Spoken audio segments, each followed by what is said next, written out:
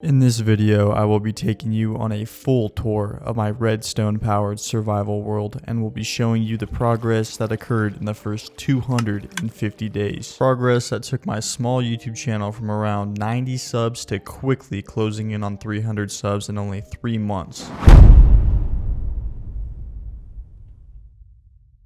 So I found my base, or the spot to build my base, after finding a village that exists over there. I've been to it a bunch of times in videos. Look at this.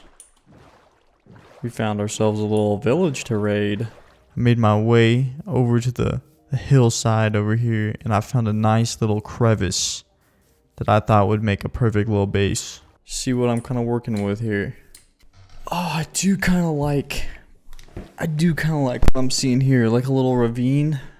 Now that was a pretty interesting spot for me to find because it wasn't like the most cool building spot you could ever choose in Minecraft. I literally just looked at that and I was like, you know what? This is enough of something for me to just try to fit as much technology as I can into a base. And I'll show you a couple of the things we have built on the outside. Let's start with the first farm we did. This is an iron golem farm. Now a bunch of these things I built aren't my design. Obviously they're other people's designs, and I linked to pretty much everyone who made their designs in every one of the videos I made. The iron farm was the first one I built, and it works really good. This has funded my whole base's iron and continues to fund it, and it automatically sends the iron without me having to do any work. It puts it, this guy dies right here, we'll let him just, you know, die in a fiery flame. Boom, his iron goes there. Then pretty soon here, you'll see the iron goes into the pipe. Now, if you haven't watched my series and you don't know what this pipe is, or any of these pipes are, they're just a way for items to get to my automatic item sorter, which we'll touch on later. So this pipe right here is hooked up to a bunch of different farms. The iron one and the sugarcane one. So I shouldn't say a bunch, two. This is like the third or fourth farm I built. And this one is my design. I didn't look up anybody's video for this. It's just two observers. When the third row of the very last sugar canes over there get to the top, boom, knocks them off. Could be more efficient, could have more observers in there. And it looks like I need to put another stone block in over there because something's just stuck. So that's a super cool farm, love it.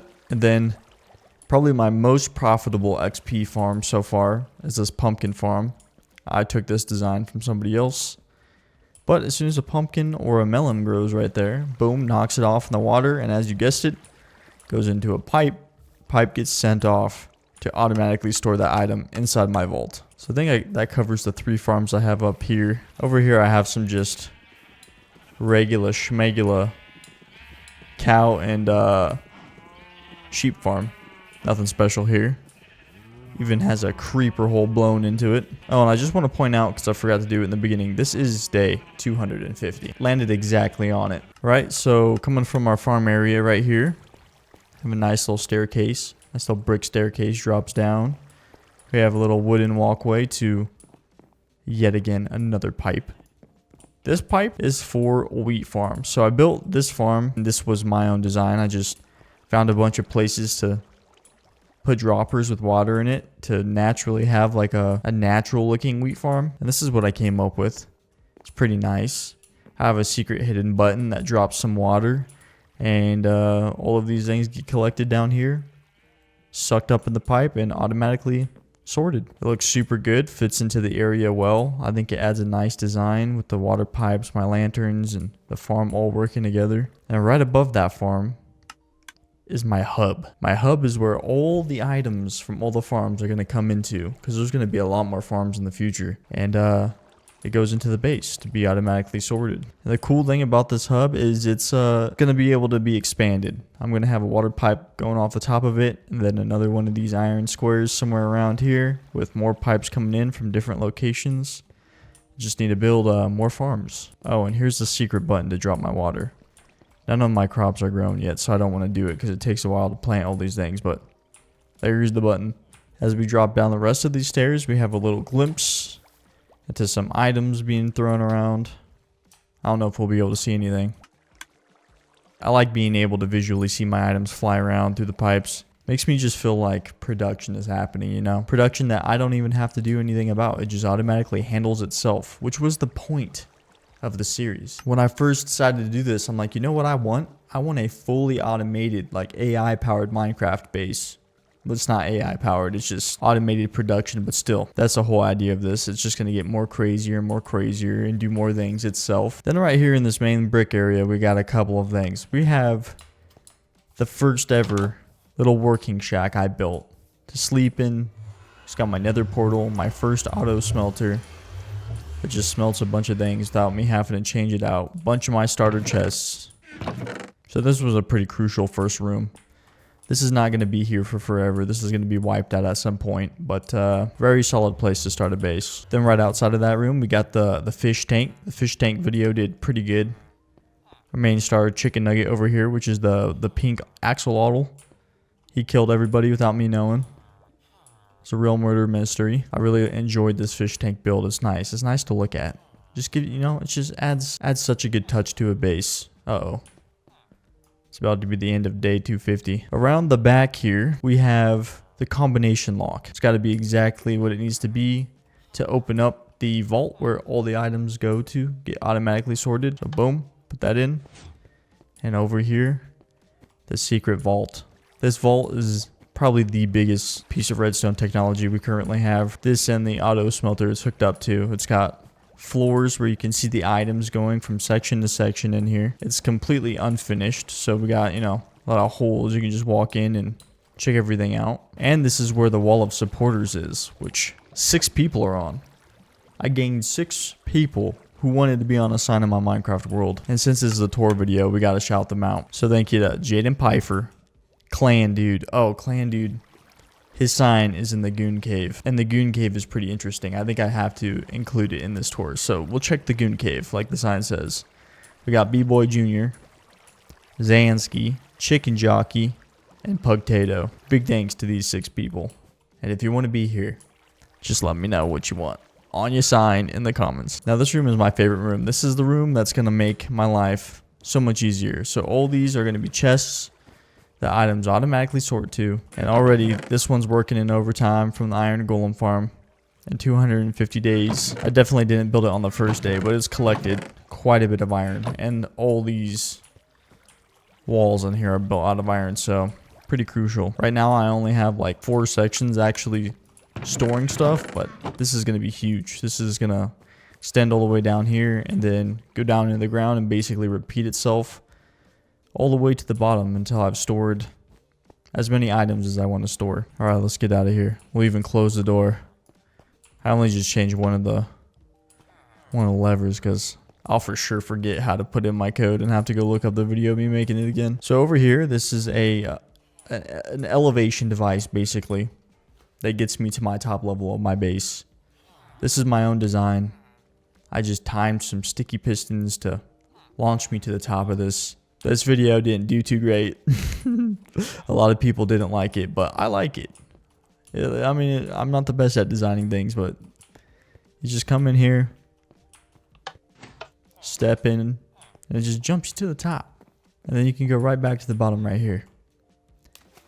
It's not no fancy like slime elevator or nothing, but it's a nice quick way to just get to a different level you want to be on. So I'm a big fan, but others weren't. Then up here I have a little temporary enchantment station because there's going to be a bedroom up here. The bedroom's going to have a bunch of crazy stuff in it. That's a huge plan for the future. And there's going to be a couple more things up here. Right now all we have is my very first villager trading station I built. It's got 4 villagers I make XP from. This guy combined with my pumpkin farm goes crazy. These 2 guys with my iron farm goes crazy, and these guys help me out a lot. This guy gives me a bunch of cake I can just put everywhere around my base. Outside of the villager trading station, we have a pretty important room. This is a room where I can manually place items to sort. Say if I come back from like a mining trip or fighting a dungeon or something, I can just drop my items in here and my items will go where they need to go. Oh, hello. Back up, buddy. You don't like being hit in the head by a shovel.